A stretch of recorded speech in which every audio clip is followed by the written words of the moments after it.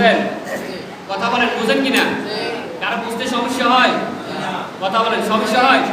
যদি বলেন তাহলে বাদ দিয়ে দিব, যদি বলেন বাদ দিয়ে দিব, সমস্যা নাই। ওই দাদার কাহিনী, বাবার কাহিনী, নানার কাহিনী, অনেক কাহিনী আছে, বলতে পারবো, সমস্যা নেই। তবে আমি কিন্তু পারি না, বলছি আর কি, আপনি যদিও খেলাধুলো বলছেন, গল্পটা পারি না। যা বলবো কোরআন থেকে অথবা হাদিস থেকে, এর বাইরে কথা বলবো না। এর বাইরে যদি কিছু বলি সাথে সাথে আমরা ধরবেন, বলুন ভাই এটা কোথেকে বলছেন, আপনি বলেন, না ভাই আপনি আন্দাজে কথা বলেন, কেন কি বলছি কথা বলছেন। প্রত্যেকটা কথা ইনশাআল্লাহ দলিল দেওয়ার চেষ্টা করবো।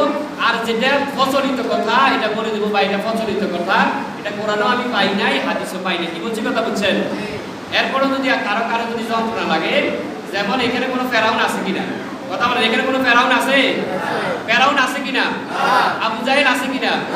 নমরুদ আছে কিনা? তাহলে যদি ফেরাউনের মুসার আলোচনা করে, এখানে কি ফেরাউনের কথা আসবে? কথা বলেন, মুসা আলাইহিস সালামের সাথে ফেরাউনের সম্পর্ক না? কথা বলেন, ফেরাউনের যে যুগ, মুসা আলাইহিস সালামের তো ওই যুগ নাকি? হযরত ইব্রাহিম আলাইহিস সালামের যে যুগ, নমরুদের তো ওই যুগে নাকি? তাহলে ইব্রাহিম আলাইহিস সালামের কথা বললে নমরুদের কথা আসবে কিনা? আসবে কিনা? আবু জাহেলের কথা যদি মুহাম্মদ রাসূলুল্লাহ সাল্লাল্লাহু আলাইহি ওয়াসাল্লামের কথা আলোচনা করে, এখানে আবু জাহেলের কথা আসবে কিনা? আবু লাহাবের কথা আসবে কিনা? উতবার কথা আসবে কিনা? সাইবার কথা আসবে কিনা? মুগিরার কথা আসবে কিনা? এখন আমি যদি মুহাম্মদ রাসূলুল্লাহ সাল্লাল্লাহু আলাইহি ওয়াসাল্লামের কথা আলোচনা করতে যাই, পাশাপাশি যদি আবু জাহেল নিয়ে আলোচনা করি, যদি এই নিয়ে কারো কি করে অশান্তি লাগে, বুঝতে হবে সে কি হয় আবু জাহেল, না হয় নমরুদ, না হয় কি ফেরাউনের উত্তরসূরি, এটা নিশ্চিতভাবে জেনে নিতে হবে, না হয় তার অ্যালার্জি হওয়ার কোনো কথা নয়। ঠিক কি না? কথা বলে ঠিক কি না? মুহাম্মদ রাসূলুল্লাহ সাল্লাল্লাহু আলাইহি ওয়াসাল্লামের বিরোধিতা করছে কে? আবু জাহেল। এই কারণে ওয়াকালাল্লাযীনা কাফারু লা তাসমাউ লিহাযাল কুরআনি ওয়ালকাউ ফিহি লাআল্লাকুম তাগলিবুন। আল্লাহু আকবার। ওয়াকালাল্লাযীনা কাফারু, ওই কাফেররা তখন রাব্বুল ইজ্জাত ওয়াল জালাল আয়াত নাযিল করে জানিয়ে দিচ্ছেন পৃথিবীবাসীকে, কাফেররা যখন রাসূল সাল্লাল্লাহু আলাইহি ওয়াসাল্লাম কোরআনের আলোচনা করতেন, দ্বীনের আলোচনা করতেন, ওয়াকালাল্লাযীনা কাফারু লা তাসমাউ লিহাযাল কুরআন, তখন তারা কি করত? কাফেররা তাদের বন্ধু, তাদের সাথীদেরকে বলতো, লা তাসমাউ লিহাযাল কুরআন, তোমরা কোরআনের আওয়াজকে শুনিও না, কোরআনের বিধানকে জানিও না।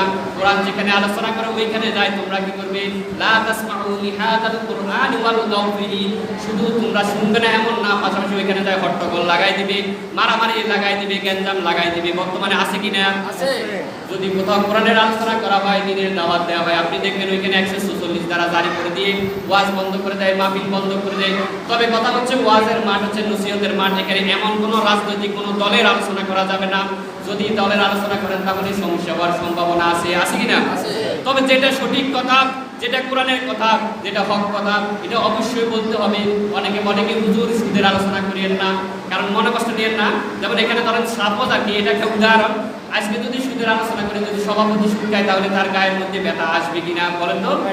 যদি ঘুষের আলোচনা করি, সেক্রেটারি ঘুষ খায়, তাহলে সেক্রেটারির যন্ত্রণা অটোভাবে শুরু হয়ে যাবে। যদি কি করি এভাবে পর্দার আলোচনা করি, তাহলে দেখবেন কেশিয়ারের মেয়ে যদি অপর্দায় চলে, তাহলে কেশিয়ারের যন্ত্রণা অটোভাবে শুরু হয়ে যাবে।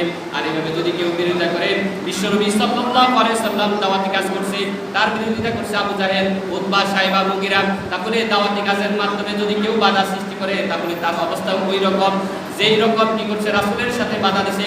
আমরা হয় রাসূলের দলে থাকবো, না হয় আবু জাহেলের দলে থাকবো।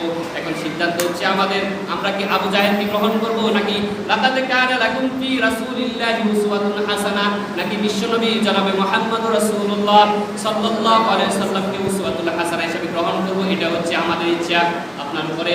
ইন্নামা আনতা মুযাক্কিরুন লাস্তা আলাইহিম বিমুসাইতির, হে নবী আমি আপনাকে দারোগা করে পাঠাই না, আপনি মানুষকে পিঠে পিঠে হেদায়েত দান করবেন। আপনার কাজ হচ্ছে শুধু মানুষকে সতর্ক করা, শুধু দাওয়াত দেওয়া, শুধু দাওয়াত দেওয়া। হেদায়েতের মালিক হচ্ছে কি? আল্লাহ। এছাড়া কেউ হেদায়েত করতে পারবে?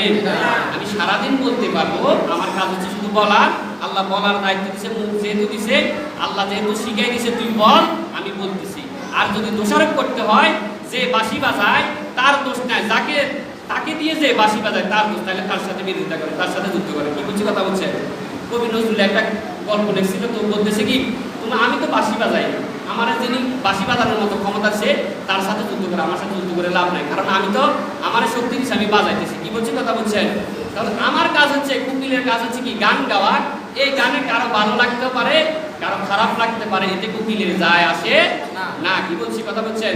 তারপর ইল্লাল্লাযীনা আমানু, তবে ক্ষতিগ্রস্ত তারা নয় যারা কি করে আল্লাহর প্রতি ঈমান আনে। সুবহানাল্লাহ বলবেন না? ঈমান আনলে ক্ষতিগ্রস্ত হবে না।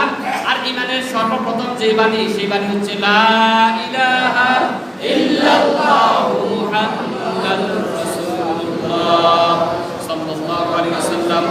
রাব্বুল আলামিন ঈমানের পরিচয় দিতে গিয়ে ইরশাদ করেন